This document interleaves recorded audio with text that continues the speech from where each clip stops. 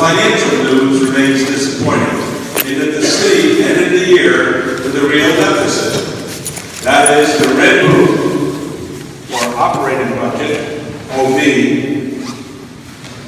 and a red book for the city balance sheet, that's the BS, continues where our liabilities exceed our assets. The June 2016 report shows revenues up by about 800,000, but expenses up by over $4 million. Adjustments will be made to those preliminary reports, and I'm very pleased that Mr. Flato, our Chief Financial Officer, has provided a June report before August 1st. There will be changes to it. There are every summer.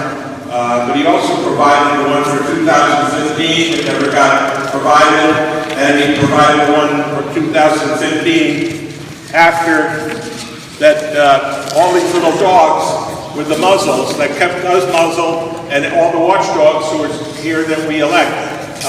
So we have all the reports we're supposed to have by the charter at this moment. We ought to spend time looking at them, discussing them. On the expense side, police and fire overtime added nearly $6.2 million, even with salary savings, and something deeper is at work in the police department budget.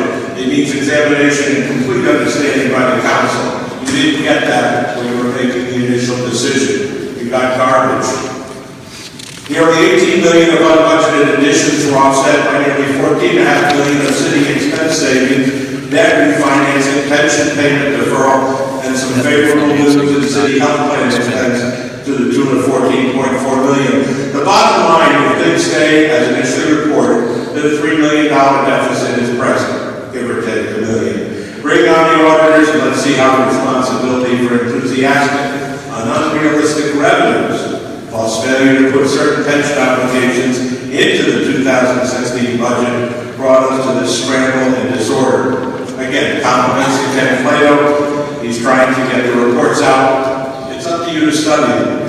Looking forward, the CFO has the numbers, and I hope that you'll keep that request regular and expected from him or whoever CFO early in the calendar year 2017 before your budget hearings. They can be instructive. Before you go ahead and blindly assume city figures are accurate, ask those presenting to justify as part of the record. And when state revenues fail their initial targets in your plan, make immediate adjustments. Be prompt. And in 2016, that happened.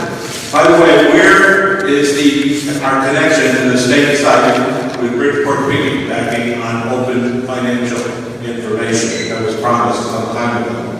Open, accountable, transparent, and honest process, including reports available to the public in print or electronically, are part of that. There are words used by the mayor when he ran for office. Are you following through? If my hand is raised in the budget and appropriations meeting and ignored by the chair when adjournment is called, is that open? It happened on July 11th last.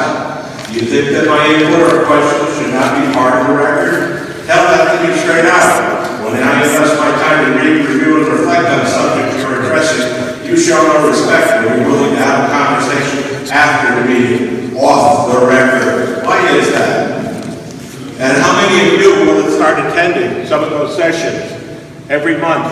Monthly, 7 different committees. They need oversight. And you need to be public watchdogs to see what our other watchdogs are doing. Accountability is not.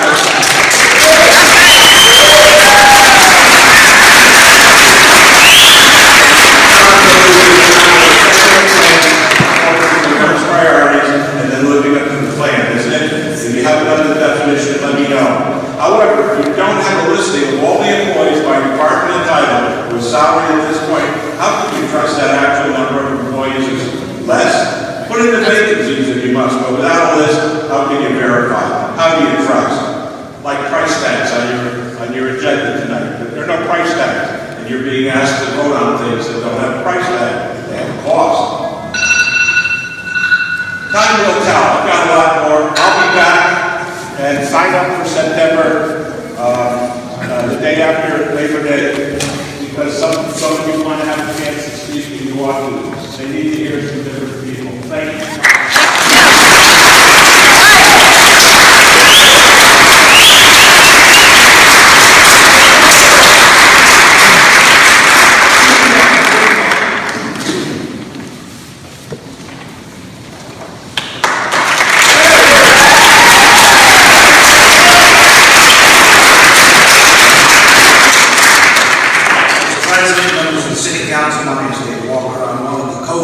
of Citizens Working for a Better Bridgeport. I last appeared before this council on July 5th, and more than 400 Bridgeport residents showed up to say that they were fed up with outrageous property taxes and financial mismanagement of the city. I'm pleased to say that more business leaders and citizens have decided to join the cause to fight for a better Bridgeport, and our numbers will continue to grow. Citizens Working for a Better Bridgeport's executive committee recently met and decided to make creating a financial oversight board in Bridgeport its top priority. I'm here tonight to briefly explain why we need one, what it would do, and why it's in the interest of all of us, including our city and state elected officials, to create one in an expeditious manner. According to Bridgeport's latest audited financial statements, the city has a negative net worth of over $150 million. In addition, Bridgeport has unfunded pension and retiree health care obligations in excess of $1.4 billion. The city also faces litigation that could cost it tens of millions of dollars in connection with past tax assessments. As a result, it has similar or worse loan and financial burden ratios than several cities that declared bankruptcy in recent years. Bridgeport also has one of the highest property tax rates in the country and relies far too heavily on residential property taxes to pay its bills. The city's tax base has declined dramatically in recent years, and spending is out of control. The city has already had to defer millions of dollars in scheduled pension payments, has significant contingent liabilities, and does not have a credible plan to fund its retirement obligations or grow its tax base faster than the budget. The recent 29% mill rate increase will result in lower property values. It will also result in a significant reduction in the city's attractiveness as a place to live and do business, and fewer employment opportunities for Bridgeport residents. Sadly, it will also serve to force some people on fixed incomes from their homes while separating families. It's time to get real. Why would a business of any size want to locate in Bridgeport when the surrounding towns have tax rates that are 1/3 to 1/2 less than Bridgeport? The surrounding towns also have better schools, better support services. The answer is simple: they won't, unless we change course. This is especially true since city leaders for a number of years have shown little to no willingness to right-size city government and to restructure Bridgeport's retirement plans in an equitable and sustainable manner. This is essential in order to avoid future tax increases and bankruptcy. If the city's elected leaders won't do it on their own, how do we get it done? The answer is, we need the state of Connecticut to create a financial oversight board with appropriate authority for Bridgeport and possibly other troubled cities like Waterbury and Hartford. The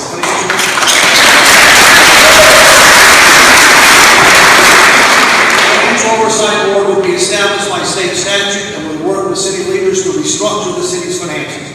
The authorizing statute should put everything on the table, including current collective bargaining agreements.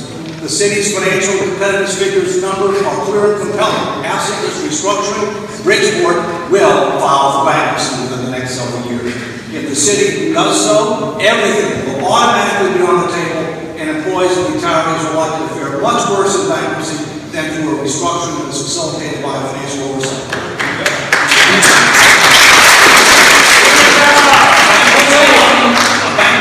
Would be much more costly and disruptive. It would also have adverse consequences on the availability and cost of financing in Bridgeport, other financially troubled cities in the state, and possibly for the state as well. On the contrary, establishing a financial oversight board would give Bridgeport taxpayers hope. It would also have a positive effect on Bridgeport's ability to attract and retain both businesses and residents.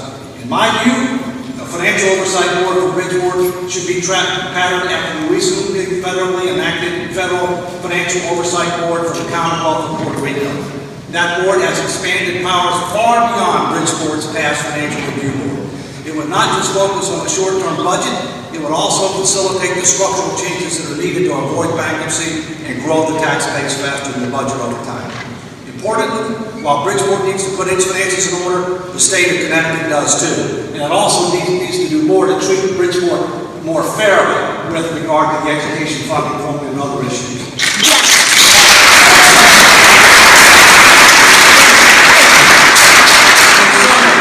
In summary, I truly believe that creating a financial oversight board is essential if Bridgeport wants to avoid bankruptcy and create a better future. I know that it is in the interest of Bridgeport's taxpayers.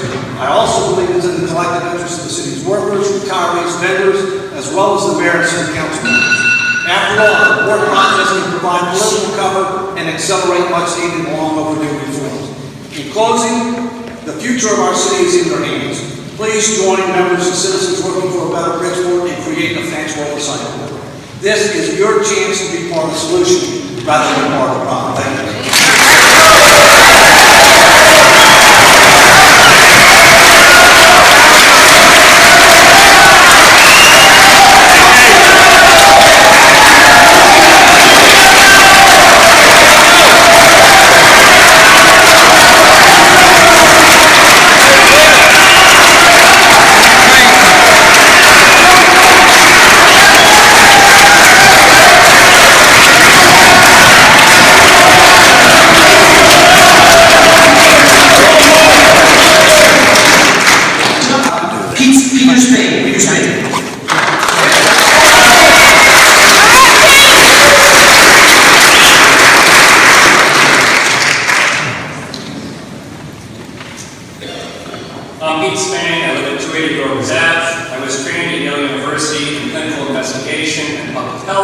In those fields, you determine up front what the community of experts already knows and what it doesn't know. You demonstrate to your peer group that you have the working knowledge, and then you state the question you're aiming to answer. That's your clear starting point. That's where we need to get to with Bridgeport's finances.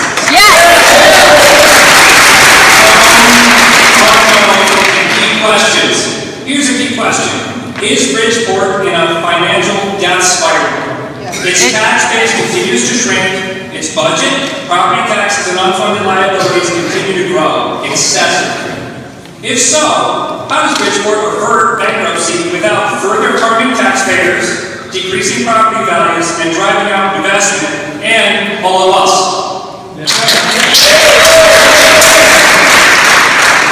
answer these questions, we need a group of independent outside financial experts, and they must have authority from the state to make the hard decisions. It's been done before.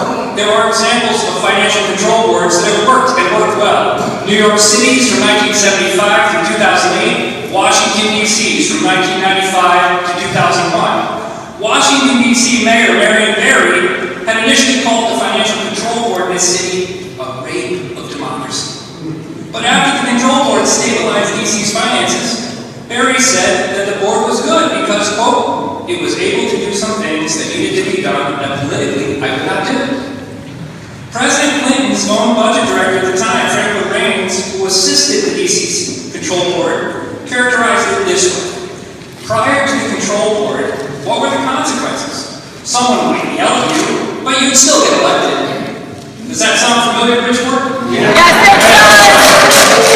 10 years after the D.C. control board had completed its work, respected Congress Delegate Eleanor Holmes Norton said that the control board's, quote, shadow is over every local official today. It has promoted a kind of fiscal responsibility. In addition to the successful D.C. and New York examples, we have a resident expert in government, the accounting and finance here. You heard from him, David Walker.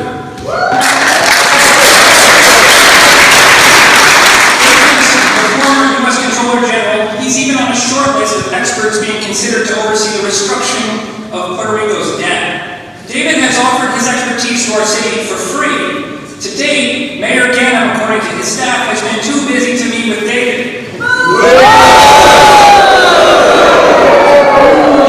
Earlier, David shared with you what is known about the financial health of Bridgeport. John Marshall has been at that for years now, too, and John's been uncovering a lot of the unknowns. David and John present clear and compelling evidence that Bridgeport is in financial distress and heading for bankruptcy in the next several years if there's no significant change.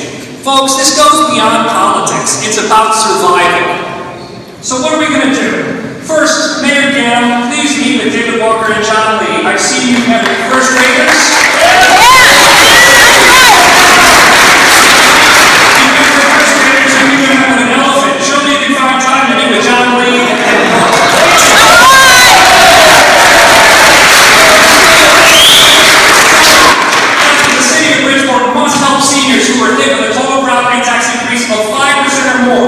You could have capped your tax increase at 4.9% and give them back the rest of the money they earned.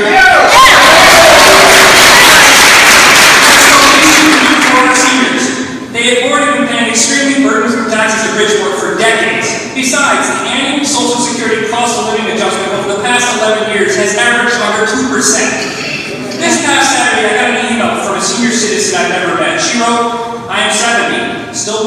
lost my husband 2 years ago. We bought our first home with a VA mortgage before Art died. I cry every night. We'll be on Social Security in 2 months, and I can't pay a mortgage and tax increase. I know I will have a heart attack. I put my lovely little well-maintained home on the market, but where am I to go? I called City Hall, and they told me to downsize.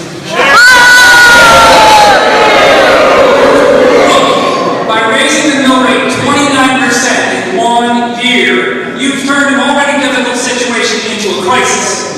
It's bad enough that our mayor and some of you on the city council last year promised to reduce property taxes when you ran. But now you've been given the privilege and the power of your office. You've not only gone back on your word, you're hurting people across the city. You're driving away future prosperity. That's right. It's time to It could be argued that our situation in Bridgeport is not yet as imminently dire as New York and D.C., but why wait? Don't wait for bankruptcy, Tom. Avert bankruptcy. Thank you.